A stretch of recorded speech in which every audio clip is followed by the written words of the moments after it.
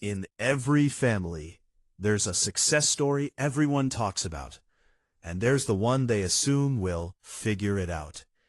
In my house, my younger brother Rohan was the success story, and I was the assumption. From the outside, we looked like a normal middle-class family. 2 sons, supportive parents, regular dinners together. But inside that house, comparison was constant, subtle, sharp, unavoidable. If Rohan recited a poem at age 6, my mother recorded it and sent it to every relative.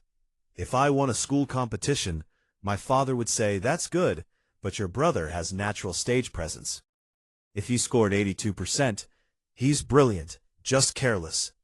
If I scored 94%, "You missed 6 marks. Why?" It wasn't screaming or insults. It was disappointment. Redirected pride. Unequal celebration. And that kind of imbalance does something to a child. You start measuring your worth through other people's reactions. And mine were always slightly delayed. Slightly dimmer. Slightly smaller. Rohan grew up confident because the world in our house adjusted around him. If he wanted quiet to study, we all had to lower the volume. If I wanted quiet, I was told to adapt. He's preparing for something important. The unspoken message was clear. He was the future investment. I was the backup plan. By the time we reached high school, the roles were fully defined. Rohan joined debate club, student council, public speaking competitions. My parents attended every event. Front row seats, loud applause, photos framed on the wall. I joined robotics club, stayed late building prototypes, won a regional tech award. My parents said they were too busy to attend, but they congratulated me at dinner, briefly, before asking Rohan about his next speech competition. And here's the strange part. I didn't hate him. He wasn't cruel as a child. He was just used to being celebrated. And when you grow up constantly validated, you start believing you deserve it. When college applications began, the imbalance became financial. Private tutors were hired for him. Expensive coaching programs paid in advance. Networking sessions with alumni arranged through family contacts. For me, there was a conversation at the dining table. "You're responsible. You'll manage." That sentence followed me for years. "You'll manage," which really meant we're not investing in you. Rohan got into a prestigious university in a major city.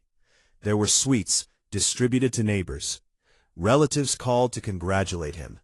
My father's chest swelled with pride. I got into a respected but local state university. No suites, no calls, just practicality.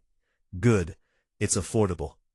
I worked part-time unloading trucks in the evenings to cover tuition gaps. I remember one winter night specifically. It was past midnight. My hands were numb from the cold warehouse air. I checked my phone during break. Rohan had posted photos from a campus networking gala. Suit, smiling faces, champagne glasses raised. The caption read, "Future leaders in the making."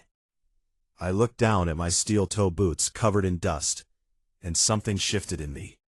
Not jealousy, not anger, clarity. The world rewards visibility, but it runs on systems, and systems don't care about applause. So while he learned branding and presentations, I learned operations, process efficiency, supply chain analytics, cost reduction modeling. Invisible skills, powerful skills. After graduation, Rohan landed a marketing associate role in a flashy startup. Glass building, open office layout, free coffee machines. At family dinners, my parents repeated his job title like it was a trophy. Meanwhile, I joined a logistics company most people had never heard of.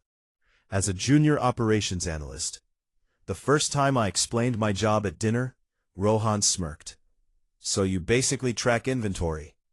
I nodded. He laughed lightly. "Someone has to count the boxes, I guess." The table chuckled awkwardly. I smiled, because I understood something he didn't. Boxes move the world. And those 5 years were not glamorous. I arrived before sunrise, left after dark, fixed mistakes no one else noticed, volunteered to solve supply bottlenecks during crises, studied certifications at night when others slept. While Rohan posted vacation photos from corporate retreats, I was optimizing warehouse layouts to cut distribution time by 12%. No applause, but measurable impact. He changed companies twice, chasing higher titles. I stayed and learned every layer of the organization.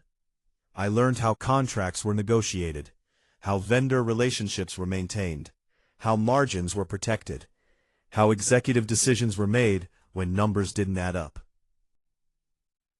My work reduced operational costs by millions over 3 fiscal years.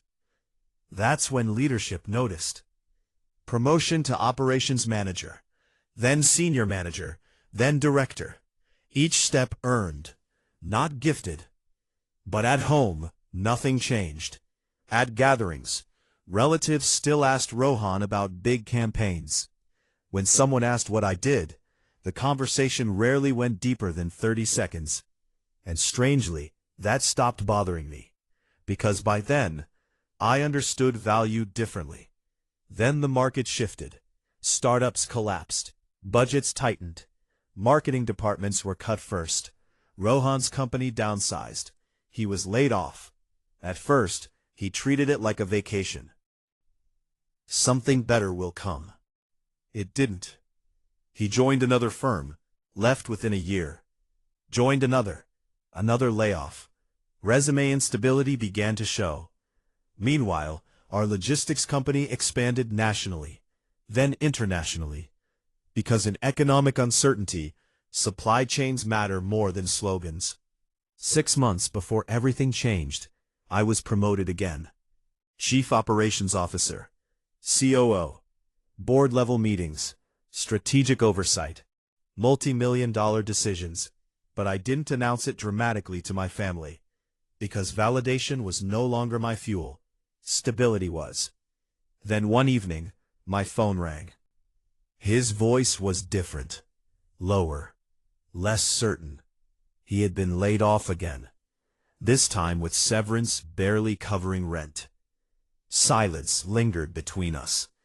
Then he asked casually, "Your company's doing well, right?" "Yes." "Are you hiring?" And in that moment, life folded back on itself. The brother who mocked my box-counting job was now asking to enter it. I didn't gloat. I didn't lecture. I said simply, "I'll check." A week later, HR forwarded me an application. Rohan Sharma, applying for operations coordinator, mid-level role, reporting to regional leadership.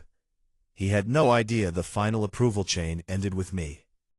I stared at the resume for a long time, not with anger, but with reflection. Because this wasn't just about hiring, it was about history. I could reject him silently, protect ego, balance old scales. But I chose something else. I moved his application forward and scheduled the final interview myself. The executive conference room was quiet that morning. Glass walls, city skyline behind me. HR seated to my right, his resume in front of me. When the door opened, he walked in confidently at first. Then he saw me and froze. For 3 full seconds, no words, just recognition. "You're conducting this?" he asked. "I oversee operations." And for the first time in our lives, the golden child wasn't walking into a room where applause waited. He was walking into a room where performance would decide everything. And this time, I wasn't the shadow, I was the standard. The silence in that conference room felt heavier than any childhood dinner table ever had. Rohan stood near the door longer than necessary. The same brother who once laughed at my box-counting job was now holding a leather folder like it was a shield. HR gestured politely. "Please, have a seat." He sat down slowly, still trying to process the shift. In his mind I had always been the steady one, the quiet one, not the one sitting at the head of a glass executive table with the skyline behind him. I opened his resume calmly. Let's begin. He cleared his throat and slipped into interview mode. Confident tone, structured answers, polished phrases he'd used 100 times before. This wasn't about presentation. Operations is about precision, and precision reveals cracks quickly. I asked him scenario-based questions. Supply chain disruptions, vendor delays, cost overrun management, process inefficiencies.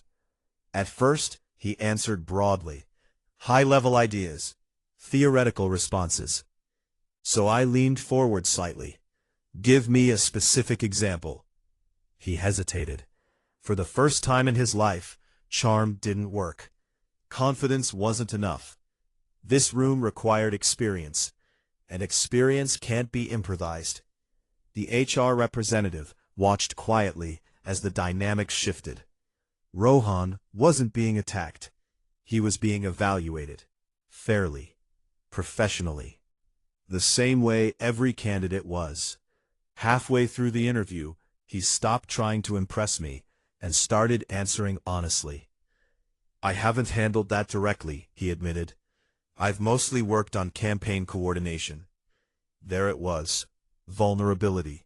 Not arrogance, not superiority, just reality. And strangely, I respected that more than his rehearsed confidence. The interview lasted 45 minutes. When it ended, HR thanked him and escorted him out. He avoided eye contact as he left.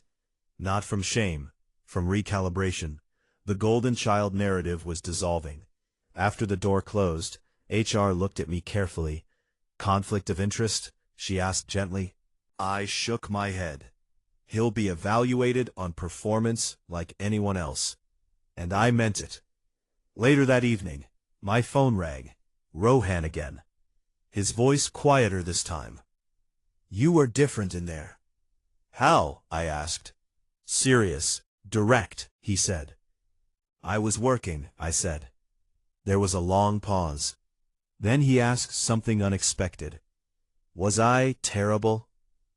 Honesty deserves honesty. You're not experienced in operations, I said calmly, but you're not incapable. He exhaled slowly. For the first time, he wasn't competing with me. He was learning from me. 3 days later, HR finalized the hiring decision. He met minimum requirements, barely. But I approved the offer, not as a favor, as an opportunity. Entry-level operations coordinator, structured probation period, clear performance metrics. When he received the offer, he called our parents immediately. I found out because my mother called me that same night. Why didn't you tell us you're so senior in the company? She asked. I could hear confusion in her voice. Pride, mixed with realization. It never came up, I said evenly. There was silence on the line. Then she said something I had waited years to hear. We didn't know. Exactly. You didn't know because you never asked. Rohan's first week at the company was humbling. No executive access, no title privilege. Just onboarding modules and process manuals. He reported to a regional manager 10 years younger than him. And for the first time in his life, he had to prove himself without family applause cushioning the pressure. The real world doesn't adjust expectations because you were praised at home. It adjusts based on output. The first month was rough. He made small errors in reporting, missed a process checkpoint, underestimated vendor lead times. But something surprised me. He didn't blame anyone. He didn't storm out. He didn't declare the system toxic. He stayed late, asked questions, took notes. The arrogance I once knew was thinning. Replacing it was something unfamiliar. Discipline. At our next family dinner, the dynamic felt different. My father asked Rohan how work was going. He hesitated before answering. It's harder than I thought. Then my father turned to me. and asked about expansion plans for the company. Not casually, genuinely.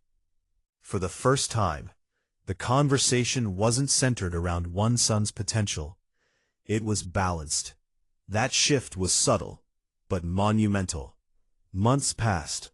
Rohan improved steadily. His probation review showed measurable growth. Accuracy up. Response time improved. Team feedback positive. One evening, he knocked on my office door after hours, the skyline outside glowing orange from sunset. He stepped inside carefully. "I used to think your job was boring," he admitted quietly. I didn't respond immediately. He continued, "But this system, it's complex. It actually matters." There was no sarcasm, no ego, just understanding. "I underestimated you," he said finally. Not dramatic, not tearful, just factual. And that moment was the real revenge. Not humiliation, not rejection, perspective. Because success forced him to see what favoritism had hidden. A year later, he earned a performance-based promotion, on merit, signed by his direct manager, approved through formal review, no shortcuts. At the next family gathering, my parents introduced us differently. "This is Rohan. He works in operations. And this is our older son. He's the COO." Not whispered, not minimized. Stated clearly, with pride. Balanced pride. Later that night, my father pulled me aside. "We might have misjudged you growing up," he admitted quietly. The apology wasn't poetic, but it was real, and for the first time, I didn't feel like the shadow. I didn't feel like the backup plan. I felt seen, not because I demanded attention, but because I built something undeniable. The golden child didn't lose everything. He lost illusion and gained maturity. I redefined the standard. The sweetest revenge isn't revenge at all. It's growth so powerful that the people who once overlooked you have no choice but to acknowledge your worth. And sometimes, the real comeback isn't about proving them wrong. It's about proving yourself right.